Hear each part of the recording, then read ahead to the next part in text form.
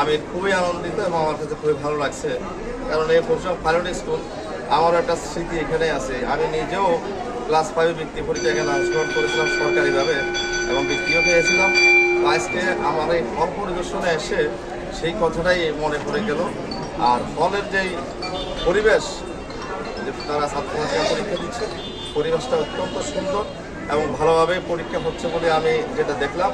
আর পাশাপাশি আমার কাছে আরেকটা বিষয়, যেমন ফুলগাজী এবং পরশুরাম দুইটা উপজেলার প্রায় 15 শতাধিকের উপরে পরীক্ষার্থী এখানে অংশগ্রহণ করতেছে, বিভিন্ন শ্রেণী ক্লাস 1 to 10 পর্যন্ত।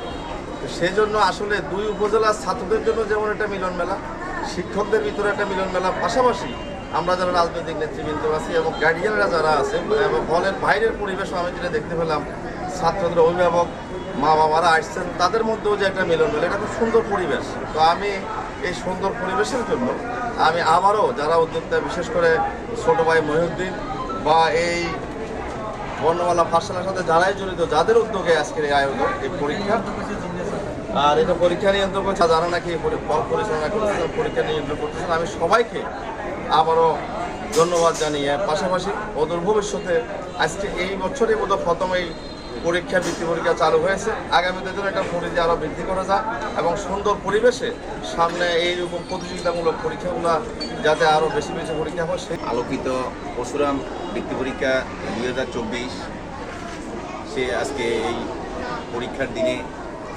আমরা পরশুরাম সরকারি পাইলট উচ্চ বিদ্যালয়ের সম্মানিত প্রধান শিক্ষক আতাউর রহমান চৌধুরী স্যার সহ আমাদের পরশুরাম উপজেলা বিএনপির সংগ্রামী আহ্বায়ক জনাব আব্দুল হালিম, পরশুরাম পৌর বিএনপির সংগ্রামী আহ্বায়ক জনাব কাজী ইউসুফ মাহফুজ ভাই সহ পরশুরাম উপজেলা বিএনপির সংগ্রামী যুগ্ম আহ্বায়ক।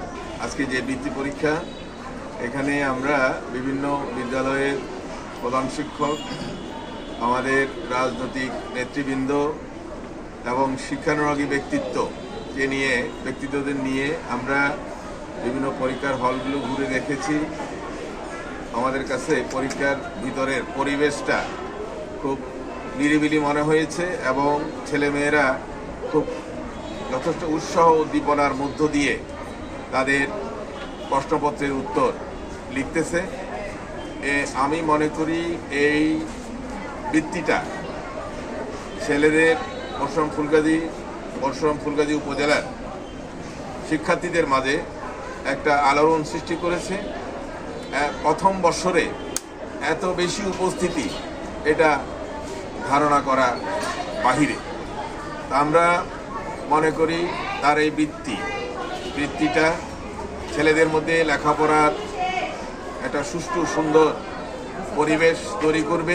আলোকিত পরশুরাম আজকে যে আয়োজন করেছি বৃত্তি পরীক্ষার জন্য, এই জন্য আলোকিত পরশুরামকে আমি পরশুরাম পৌর বিএনপির পক্ষ থেকে আন্তরিকভাবে ধন্যবাদ জানাই।